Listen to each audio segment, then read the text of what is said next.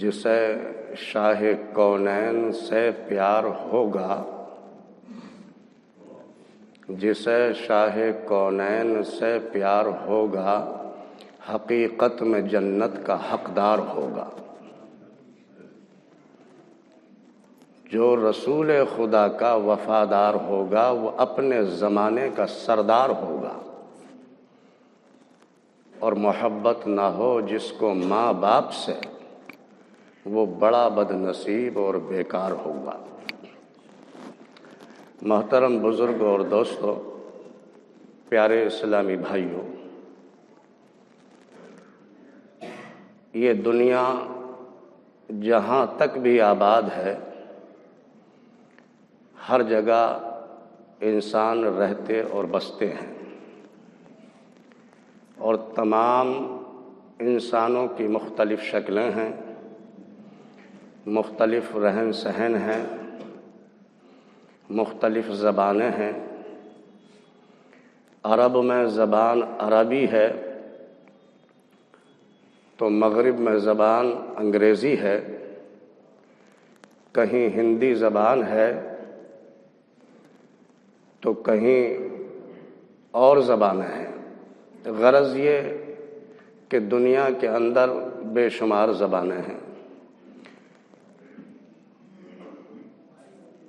بے شمار بولیاں ہیں جن سے کہ لوگ آپس میں گفتگو کرتے ہیں اور ایک دوسرے کو اپنی بات سمجھاتے ہیں اور دوسرے کی بات سمجھتے ہیں۔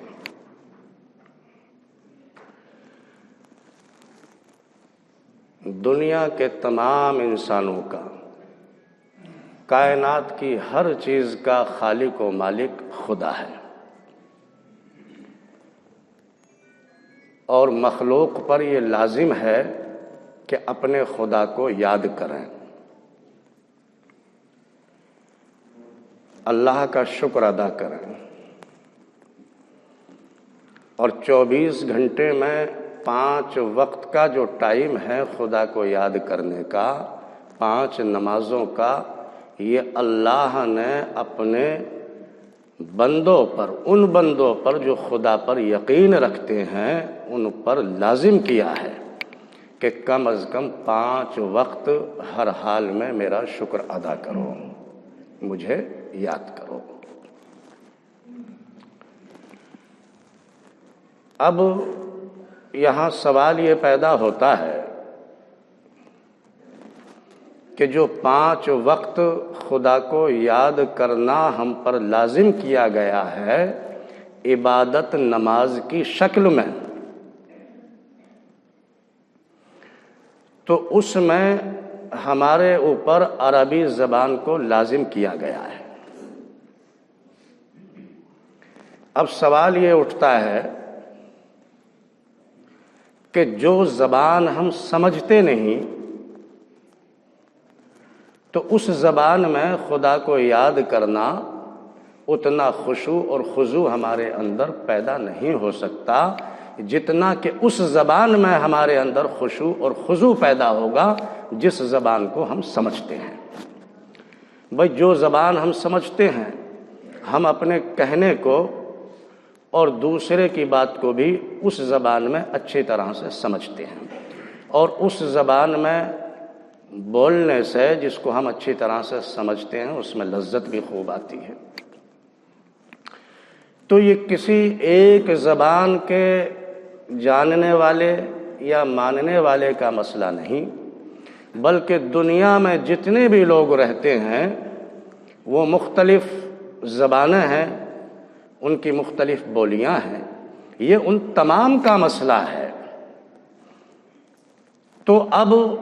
اس کے لیے ہم کسی وقت کے عالم اور فاضل سے، وقت کے تمام علماء سے اس بات کا سوال کریں کہ جی عالم صاحب، جو زبان ہم سمجھتے نہیں اس میں ہمیں یہ پتہ نہیں چلتا کہ ہم اپنے رب سے کیا کہہ رہے ہیں، تو ہمیں یہ اجازت دے دیں کہ ہم اپنی زبان میں اس کو یاد کر لیا کریں۔ جو نماز میں سورہ فاتحہ پڑھی جا رہی ہے، جو نماز میں دیگر سورہ پڑھی جا رہی ہیں، ان کا ترجمہ ہم اپنی زبان میں کرا لیتے ہیں، تو جب وہ اس کا مقصد ہماری سمجھ میں آئے گا، ہماری زبان میں ہوگا، تو ہم اچھی طرح سے اپنے رب کو یاد کر سکیں گے۔ ہمیں اس بات کی اجازت دے دی جائے۔ وقت کے تمام علماء یک زبان ہو کر یہی کہیں گے کہ نہیں، یہ ہرگز نہیں۔ اگر تمہیں نماز پڑھنی ہے تو عربی میں ہی پڑھنا ہوگا، چاہے سمجھو یا نہ سمجھو، مگر نماز جو پڑھو گے تو وہ عربی میں ہی پڑھو گے۔ پھر آپ ذرا کہیے گا علماء کرام سے کہ اگر آپ اس بات کی اجازت نہیں دے رہے تو کم از کم ہمیں اتنی اجازت دے دیں کہ ہم کبھی مشرق کی طرف کو منہ کر لیا کریں، کبھی مغرب کی طرف منہ کر لیا کریں، کبھی بیت المقدس کی طرف منہ کر لیا کریں، اور کبھی کعبہ کی طرف رخ کر لیا کریں۔ خدا تمام جہانوں کا مالک ہے، وہ ہر جگہ ہے، ہر طرف ہے، وہ ہمیں خوب دیکھ رہا ہے، تو کم از کم ہمیں اتنی اجازت دے دیں۔ یہ کیا پابندی لگا رکھی ہے کہ ہم ایک ہی طرف کو منہ کر کے ہی نماز ادا کریں، اپنے رب کو یاد کریں؟ تمام علماء ایک زبان ہو کر یہی جواب دیں گے کہ ایسا نہیں ہو سکتا۔ جب تم نماز پڑھو گے تو تمہیں اپنا رخ کعبہ ہی کی طرف کو کرنا ہے، یہ تمہیں ہم اجازت ہرگز نہیں دے سکتے۔ پھر آپ ذرا کہیے گا علماء کرام سے کہ اگر آپ اتنی بھی اجازت نہیں دے رہے تو کم از کم ہمیں اتنی اجازت دے دیں کہ ہم سجدے میں رہ کر ہی عبادت کر لیا کریں۔ سجدہ تو سب سے پیاری ادا ہے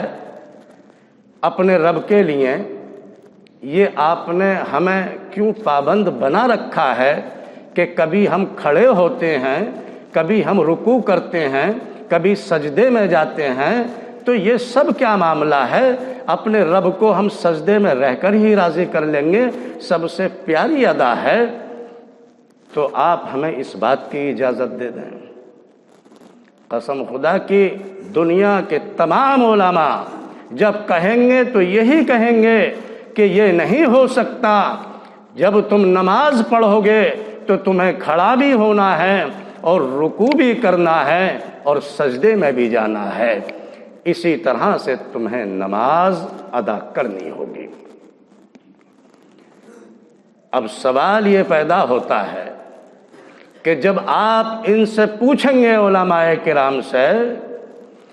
کہ آپ نے ہمارے اوپر یہ پابندی کیوں لگا رکھی ہے، یہ بات سمجھ میں نہیں آتی، ہماری زبان اپنی ہے، ہم اس زبان میں اچھی طرح یاد کر سکتے ہیں، خدا ہر طرف رہتا ہے، ہم جدھر چاہیں منہ کر کے اس کو یاد کر سکتے ہیں، اور کھڑا ہونا اور جھکنے کے بجائے بیٹھ کر یا سجدے میں رہ کر بھی ہم اس کو یاد کر سکتے ہیں،